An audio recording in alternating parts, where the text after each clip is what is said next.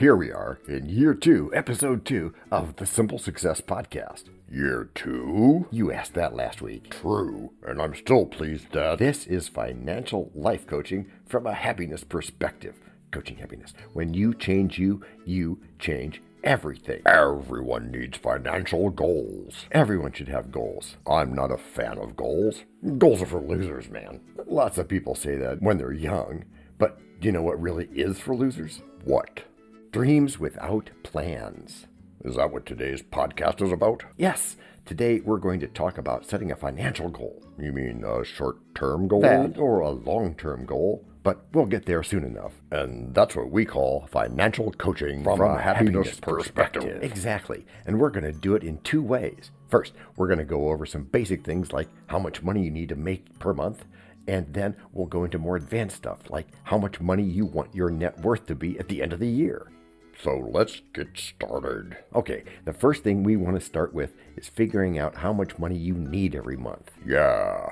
Now, this is an important number because if you don't know how much money you need, you won't have the right motivation to work for that money.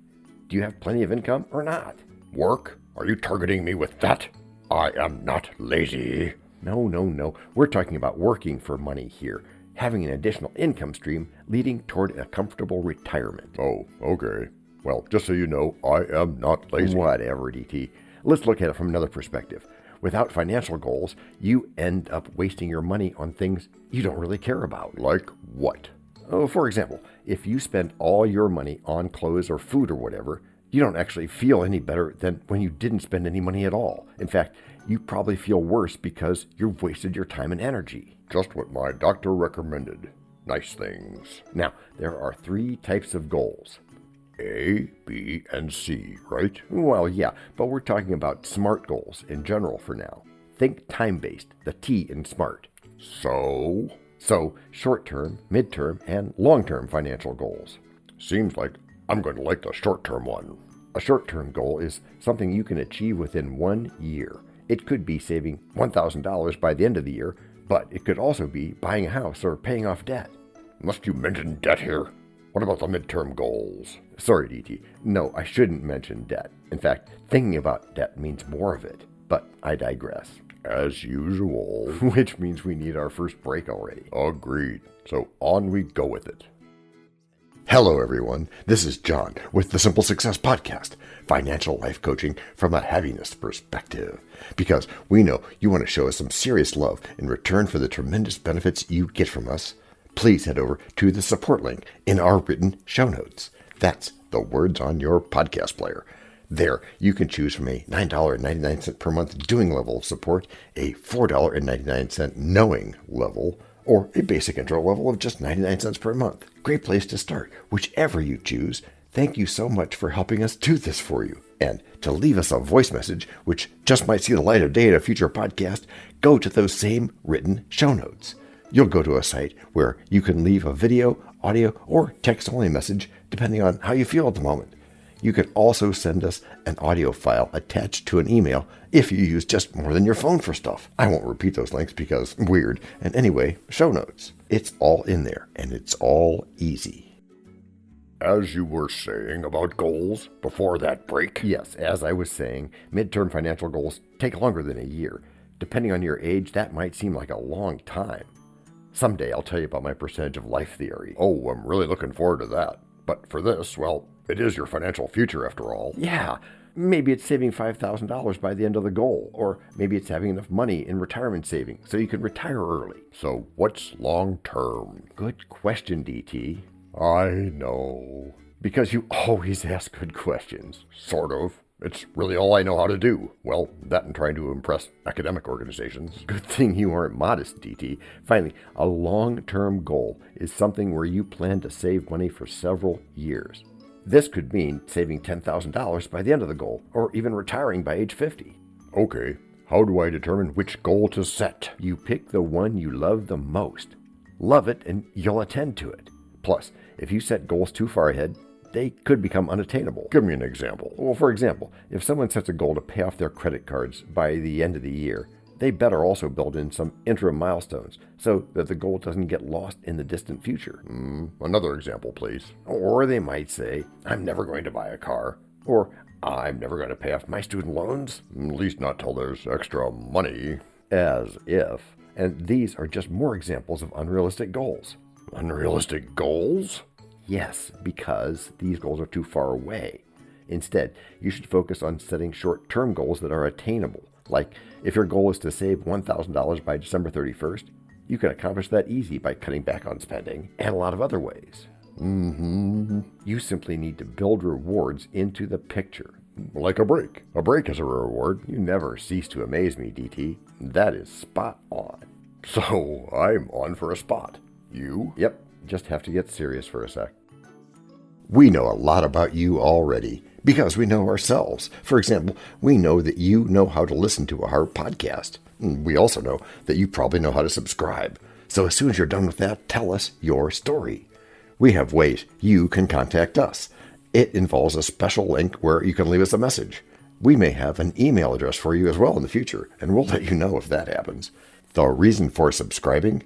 I thought you'd never ask. When you subscribe, you automatically download all future episodes of that podcast. It just happens in your player without you having to go search again. How cool is that?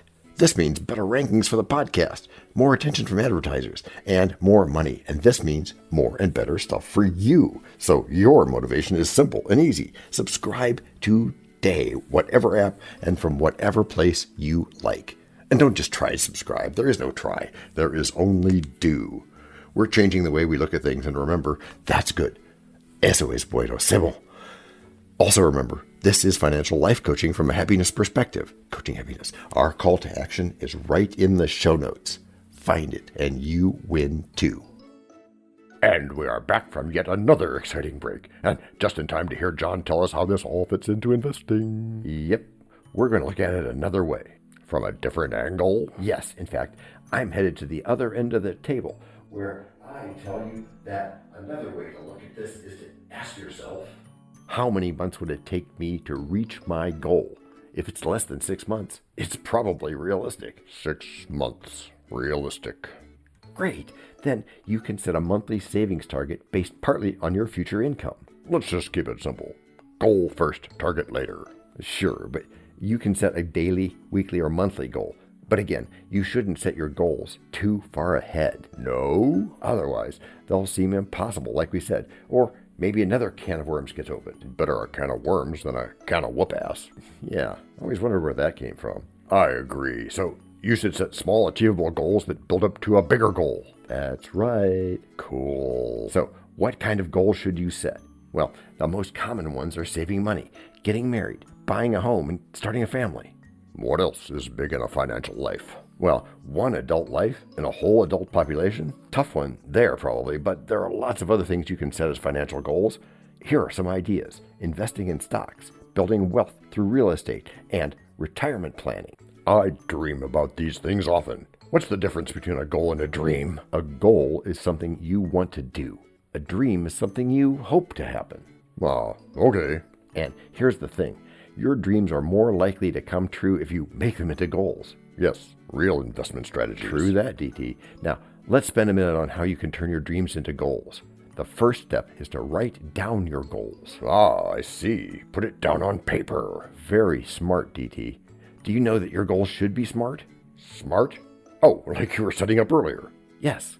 Goals must be specific, measurable, attainable, relevant, and timely. Wait, what? Let me explain. First, you need to be specific with your goals. They should be clear and concise. Don't use vague words like save or retire early. Write down exactly what you want to achieve and have real time frames. Specific. Second, make sure your goals are measurable. Make sure your goals are quantifiable. For example, instead of saying, I want to get out of debt, you should say, by the end of the month, I will have paid off my last $500 of debt. You should never try to get out of debt. Right. We'll do a whole show on that in the future. But what's the M for? Measurable. Right. And third, make sure your goals aren't too difficult. If you're not sure whether your goal is too hard or easy, try breaking it down into smaller steps. Attainable. Fourth, make sure your goals don't require too much time. It may sound obvious, but you don't want to spend all day, every day working towards your goals. Relevant. Finally, make sure your goals meet deadlines. This means you need to set a deadline for achieving each goal. Oh, timely, I get it. SMART is an acronym. Yes, DT. It's a way to measure your progress to your desired streams of income. And now that you've written down your goals, you can start creating an action plan. An action plan? Exactly. There's a real advantage to planning. Think about where you want to go, then figure out how you're going to get there. Oh, so you mean like a map? So now that you've created your goals and mapped out your plan to reaching them, you might think, okay, John, I'm ready to start setting my goals. Where do I begin? And you don't even have a college degree. Yeah, this part gets tricky because sometimes people just sit around thinking about their goals without taking any action. Really? Yep, and when that happens, nothing ever changes. Erg. So the trick is to take one small step at a time. Start by deciding what your first goal is. Then break that goal down into smaller steps. Like what? Well, maybe your first goal is to save up enough money to buy a new car. You could break that down into 2 smaller steps. Pay off your old car and put away $1,000 per week. That sounds good.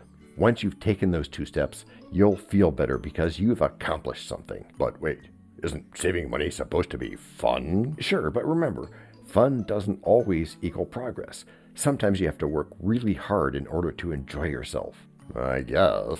So keep in mind that you shouldn't expect to accomplish everything right away.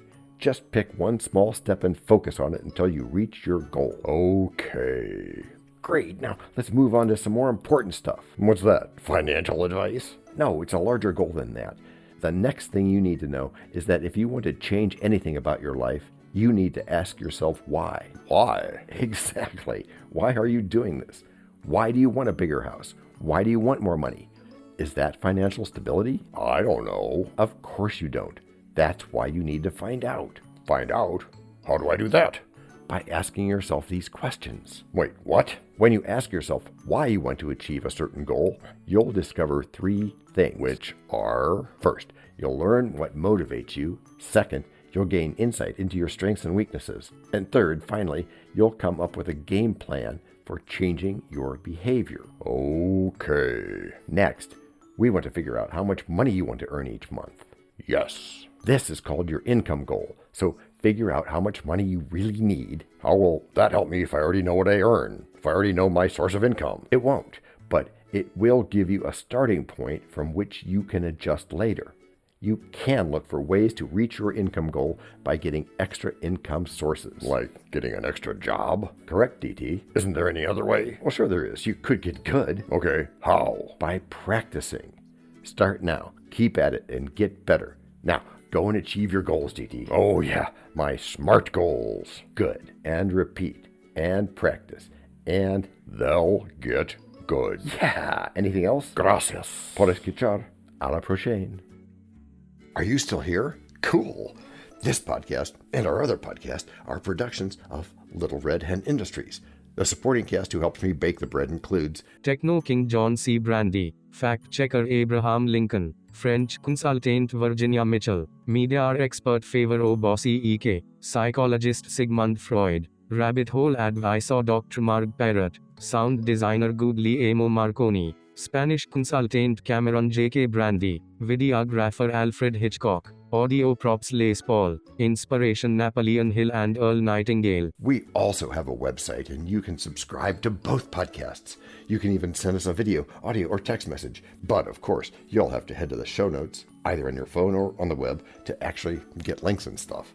I mean, I could read the URLs where you can subscribe, support, or leave one of those video or audio messages, but you really don't want me to do that.